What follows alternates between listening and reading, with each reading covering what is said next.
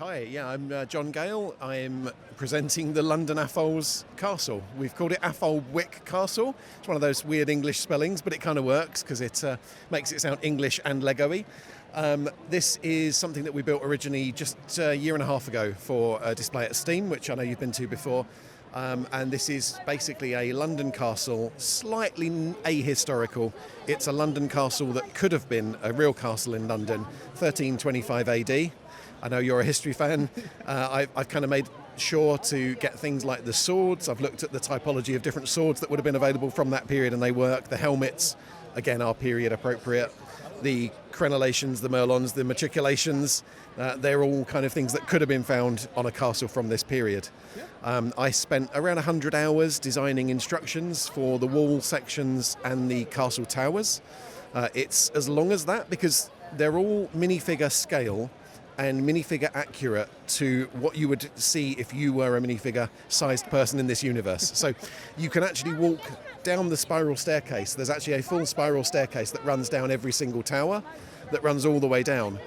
If I shine a light just down in the tower, you can actually see through the arrow slits. There are actually embrasures built into the sides of the castle tower. So there are minifig sized embrasures that archers could shoot from should they need to defend the castle.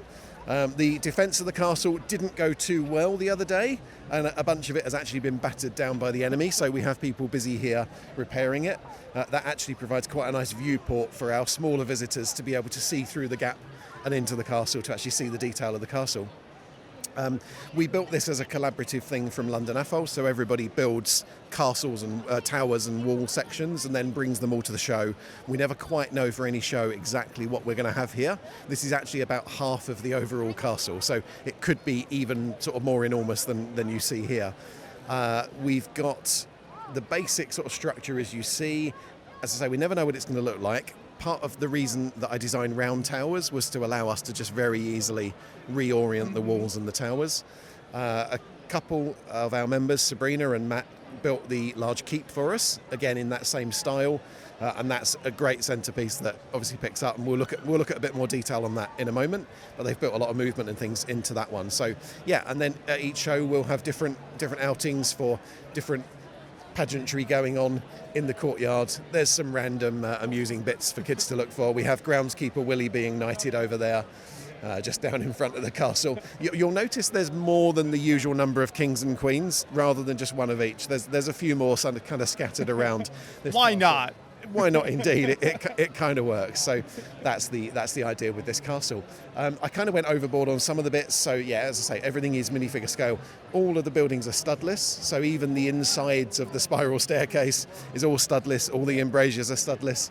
The inside of the gatehouse actually has working wheels that the minifigures can turn, which will raise and lower the drawbridge, all hidden behind a removable wall that the public doesn't really get to see. A lot of this was about the build experience, so I can remove a section of the wall here, remove this little section, and there's movable wheels and things in there for the minifigures to actually access and do things in there. If we want to move round, we've got various other scenes. These change from show to show. We'll sometimes have dinosaurs or dragons attacking. Sometimes it's more of a friendly scenes going on. It's fairly friendly at the moment. And round to the back of the castle, where in a minute you'll see the detail that's actually visible inside the main actual keep. So through all the side windows of the keep there's little bits going on, and then we've got the main details. There's a big banquet scene. We've got the armoury down the bottom. There's the king taking a bath up in the top left. He's hung his crown up so it doesn't get wet. So there's all the normal things that you would see in a well-designed modern Lego castle from 1325 AD. There's little features. The shields that are actually used are actually the crest of the City of London. So we've reused that shield, which isn't a custom print. It's actually the shield from the Tower of London set from about a decade ago. I anticipated eventually building a castle. So back when that set was out, I bought just over 500 of them from a shop on Bricklink in anticipation of eventually building a giant castle. And a decade later, it finally happened. So this is the castle. I love the planning ahead there. You never know how long it might take to get a build out like this. You never know how long it's going to take to source the 250,000 parts, and it was around 1/4 of a ton of Lego ordered in order to build this, and probably overall we're looking at, as I say, about 250,000 parts altogether. There's a few, maybe 200,000 here today, and probably about 600 or 700 hours worth of design and building for what's out here between the collaborative efforts of many builders. I love the touches of movement and lights here. So you had the drawbridge going up and down. You've got the pig on the spit in the back there. We do. The blacksmith is normally hammering away at that anvil as well, but unfortunately it looks like he's taking a break just in time for the camera. But yeah, it's the movement bits are great. The falcon flying around on the roof is entertaining. When it gets going, sometimes it will be turned on so fast that the falcon will fly off. It takes a while to get the speed dialed in before it actually tries to fly away. But yeah, the pig rotating on the spit, I think, is probably my favourite. It's, if you ask anybody what a classic medieval kitchen would look like, there's going to be a pig on a spit somewhere in there. So that is it's absolutely what you'd want. We've taken the sort of easy answer for a moat as well, of just the general blue scatter, but it gets the point across, and means that we don't have to have a pre-designed layout every show with water and grounds, and the green felt table cover, pretty close match to the Lego lime green, which means these little background bits don't stand out too much, and it means that the castle does stand out, which is quite good when you're competing with all the variety we've got at the show here today. Exactly. How did you decide on the white color scheme for the castle? Obviously very different than kind of the normal sort of greys that we see for a lot of castle builds. It's a good question. From a historical point of view, the Tower of London, one of the towers is actually called the White Tower, because historically most castles were actually whitewashed. Certainly not all of them, but most castles would have historically actually been whitewashed because the inhabitants would want to show off their nice shiny castle. So yeah, actually white was a more common colour. The other answer is that pretty much all castles are grey, so it makes ours stand out. The red stripe was a kind of theme to the Christian kind of religion that would have been prevalent at the time. The kind of Crusades were ending. It's that sort of period. So again, that kind of fitted in with the Cross of St. George. And again, just added a little bit of visual flair to it. Made the build process harder because that stripe has had to be mounted sideways to make it the same size as everything else. So the crenellations, the corbels that hold up the crenellations are actually upside down. The bits that hold the handrails on are upside down. There's a whole mess there. So it did complicate things. But yeah, the colour scheme was partly that. And it was partly because one of our members really hates grey and said, hey, why don't we make it white? And there was almost an argument, and I thought, hey, actually, then I started thinking about the other arguments that I've just said. So there aren't many white castles. Actually, a lot of castles were white. Gives you a good talking point when you're talking to the public to say, yeah, actually, did you know castles were white? So that's where that decision came from. Also, I've reused a lot of this. Yeah, I've reused a lot of this to actually make a space rocket as well. So okay. The white space rocket, I've got a video on my YouTube channel of a giant rocket that's big enough to actually have the Saturn V set inside it. So that's very impressive. That uses this basic design of castle. So.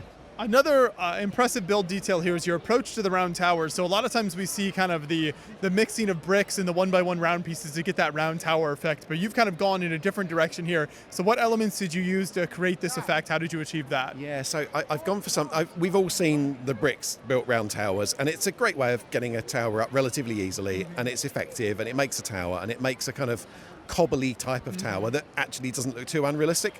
Again, the same answer to the why it's white is that a lot of castles would have nice dressed stone on the outside, so they would have nice smooth stone. So I wanted to get that effect, which you just can't get with stacked bricks. So what I've used is, there's about 4,000 or 5,000 of the 2x4 curved slopes. So there's the 2x4 curved slopes that are sort of a brick high. They are stacked up, and then between each of those, there's six sides to each tower.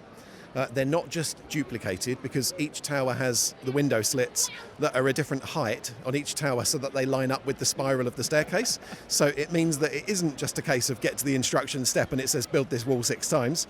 There's 6 different instruction steps for each one because they all have different positions for the windows. You just had to make it hard. I did have to make it hard. It's all hanging off of a 48 stud long rigid hose, which was in the Titanic set, which forms the core of the spiral staircase. The stairs clip onto that, and then everything hangs off of those stairs. So that's how that basically works. And then the final bit, which is in between the 2 curved wall sections, is the 1x2 cheese slopes. And then there's a gap which is half a plate thick, which is a bracket, which is kind of mounted backwards and then connected to another bracket underneath to attach it to the front of 3 of the plates. So there's 3 of the plates have cheese slopes on both sides, and then the other 3 plates are smaller and kind of fit into the gaps. So, and that's there. And then the top part of it, I've used the 1x2 round plates. The bottom 2 rows are actually mounted upside down, and the top row is mounted the right way up. Again, that matches up with the corbels underneath that holds it in place. And I'm using the 2 stud long bar elements inside those to actually keep that all held together. Again, to preserve the lack of studs, it's all completely studless across the entire build, so that's why there's tiles mounted upside down to cover up all of the gaps. When I say it's completely studless, apart from the bits that have fallen off in transit, but that's natural wear and tear for any castle, of course. So we have people busy repairing bits. Once they've fixed the front wall, they can come and sort the towers out for us. And something that makes this display fun is it's not just the castle, but you've got all of these minifigs and kind of little vignettes and scenes around here. So take us through maybe a few of your favorites or some of what's happening outside the castle. Yeah, there's a whole bunch of bits here. We've got a couple of bits that are sort of sets or very close to sets, which is good. It's a quick way of just filling up a space again. It's nice to have little scenes like this built on the lime plates. It fits in with the background. It's obviously not a perfect match, but it's close enough that when you're glancing, you can see what it is. You can see it's supposed to be a big field of grass with people in it. There are some great little custom printed figures in for random nights and things, but I'm probably more partial to the genuine official figures. There's some forestmen hiding around the side there. There's a bunch of knights that I grew up with as a child from the 80s, so there's a lot of my favourites here as well.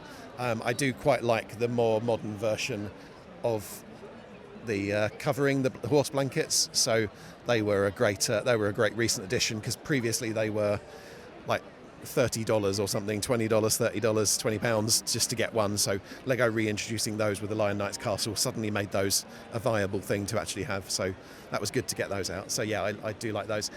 New elements for the trees. There's details on the trees. We have a tree full of squirrels just because we managed to get a bulk order of squirrels. It's a rather unusual number of squirrels, but it was we had them, so why wouldn't you? So yeah, absolutely. So you mentioned that this is a collaborative project. Are there plans to expand on this in the future and add more than just the walls and the keep? What is the plans for the future here with this? Yeah, so this is London AFOLs build, and this was our main kind of project for 2 years ago or a year and a half ago.